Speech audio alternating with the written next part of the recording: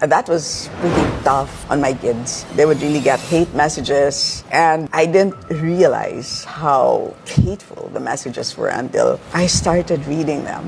And I cannot even describe them to you, Karen. Took a lot of explaining, and for one of them, we actually needed professional help. Patuloy ang usap-usapan online matapos mapansin ng mga netizens na hindi na ma-access ang official Facebook page ni Stella Kimbo. Hanggang ngayon, wala pang opisyal na kumpirmasyon mula sa kanyang kampo kung voluntaryo nga ba itong dini-activate o may iba pang dahilan sa likod ng pagkawala ng page. Ang development na ito ay lumutang kasabay ng muling pag-init ng diskusyon sa social media kaugnay ng mga aligasyon ng tinaguriang Brave 18 o ang 18 dating sundalo at marines na naglabas ng joint affidavit tungkol sa umano'y pagdadala ng malalaking halaga na mali-malitang pera sa ilang opisyal at personalidad, kabilang na si Stella Kimbo. Kasabay ng pagkawala ng kanyang social media page, muling ibinahagi online ang bahagi ng isang panayam kay Kimbo kung saan siya ay ini-interview ni Karen Jimeno. Sa nasabing panayam, inilahad ni Kimbo kung paano nakaapekto sa kanyang pamilya, lalo na sa kanyang mga anak, ang mga aligasyon at sa isyong ibinabato sa kanya. Sa panayam na iyon, malinaw na ibinahagi ni Kimbo ang emosyonal na epekto ng mga aligasyon sa kanyang pamilya, particular na sa kanyang mga anak na umano'y nakatanggap ng mga hate messages online.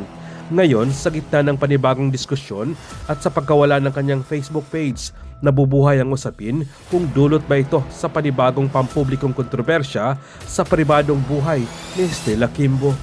Bigyan natin ng reaksyon itong Facebook Reel.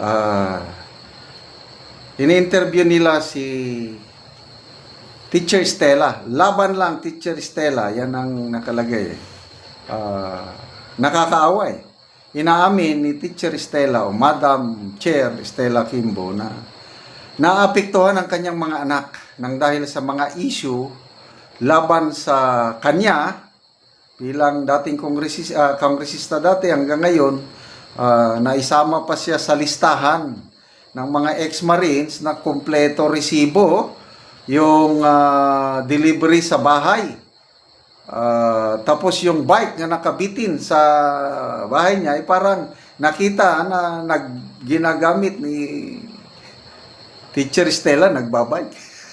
So ito, mga bata, kawawa, umamin siya, ang isang anak niya is kailangan pa ng professional help dahil hindi nila makayanan yung batikos, yung hate comments ng mga netizens laban kay Teacher Stella.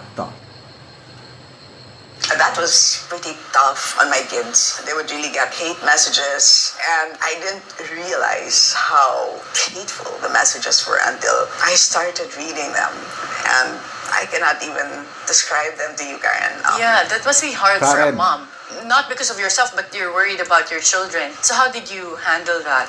Took a lot of explaining, and for one of them, we actually needed professional help. Yun! That was pretty tough on my kids. They would really get hate messages, and I didn't realize how hateful the messages were until I started reading them. And I cannot even describe them to you, Karen. Yeah, that must be hard for a mom. Not because of yourself, but you're worried about your children. So how did you handle that? Took a lot of explaining, and for one of them, we actually needed professional help. And that was pretty... Kawawa naman ang mga anak, ano? Silang nagsasuffer dahil sa ginagawa ng mga magulang. Okay. Kaya lang, tataka naman ako dito, nakangiti pa siya. Di ba kung apektado yung anak niya, kung ako ang nagsasalita ng ganyan, it show my face. Dahil kawawa mga bata. Kaya lang siya. O, ulitin natin ha. I-observe nyo yung kanyang smile. Parang happy-happy siya.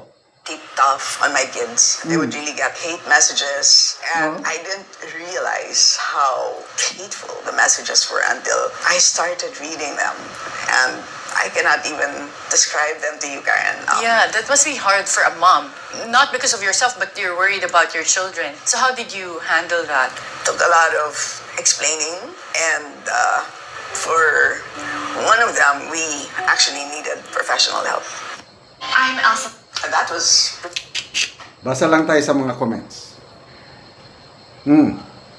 Ito pa ang isang, may drawing ng buhaya. Maria Rona, you handled it by saying, may maleta tayo. Klaro yung litrato na nag-deliver sa bahay niya. Dapat ang sagutin niya, "Oy, hindi ko bahay yan. Punta kayo sa bahay ko. Kung may ganyan na itsura. Yung bisikleta na yan, hindi akin." Yasen, Mia, importante daw sa amin ni Ma'am may malita na siya, secure future ng pamilya niya. Bahala nang wala kaming pera. Yes. Ano pang mas mahalaga? Pera o yung dangal? Hindi kami mayaman. Kaya lang, ang may pagmamalaki ko sa aking mga anak is may dangal. Ang parents nila, ako, lalo na ako, na nag-serve sa government. And I can feel it na proud ang aking mga anak sa akin, bilang tatay nila. Malala ko nga, nung nag-retire ako nung 2015, on my 56th birthday, yung anak kong bunso, yung nasa Amerika, gumawa siya ng article tungkol sa karanasan niya sa akin bilang daddy niya. At ipinablish niya sa Facebook. Mahaba. Sinaysay niya yung kwento ng aming buhay, yung her growing up mula nung ako'y tinyente, kapitan, yung career ko, tapos yung unforgettable memories niya, yung kung saan-saan sila napupunta, yung umiiyak siya, I think grade 5 siya noon. Grade 5 siya, bigla akong na-transfer from Agusan del Sur to Cagayan de Oro. Kininto niya doon, umiiyak siya sa 6x6 kasi lipat ng lipat. Mga ganon. And it makes me so proud as their father. Although wala kaming kayamanan, kasi pension ko lang ang aking inasahan, but happy family kami. Ipinagmamalaki nila ako as their daddy. Of course, with their mommy. Yun, mas gusto ko yun. Kasi yung mali-malita ng pera, binabas ka naman. Malala ko tuloy, yung kamag-anak ni Saldico, yung kumain sa isang restaurant, ilang thousand yun? 800,000 ba yun? Na sinsilyo lang daw yun. Tapos, binas ng mga netizens. Nako, hanggang na-depress yung dalaga at nagmakaawa sa taong bayan na, "Please, stop bashing my daughter." So ito, nakaranas sila ng bashing ng mga netizens at hindi mo naman masisisi ang mga netizens na pinagnakawan ng mali-malitang pera. Ay nako. Loy Oreo, Kulungan is waving. Torinats Castillo, Di Bali, Paldo naman. Reshelda Jenner, nagawa mo pang ngumiti. Deserve. Yun nga.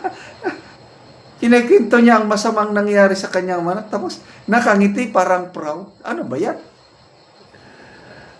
Rosa, no need to explain. My picture Eduardo Gallego, nagsisisi na ba? Palagay ko hindi dahil nakangiti. Padilla siya, from tribe to pa-artista ban, from rags to riches. Viral yung naka-tricycle siya na ano. Ang ganda no? Nagtra-tricycle, profesora. Ganyan na sana dapat. Biglang naging kongresista. Whatever we sow, we reap. So, kawawang mga anak.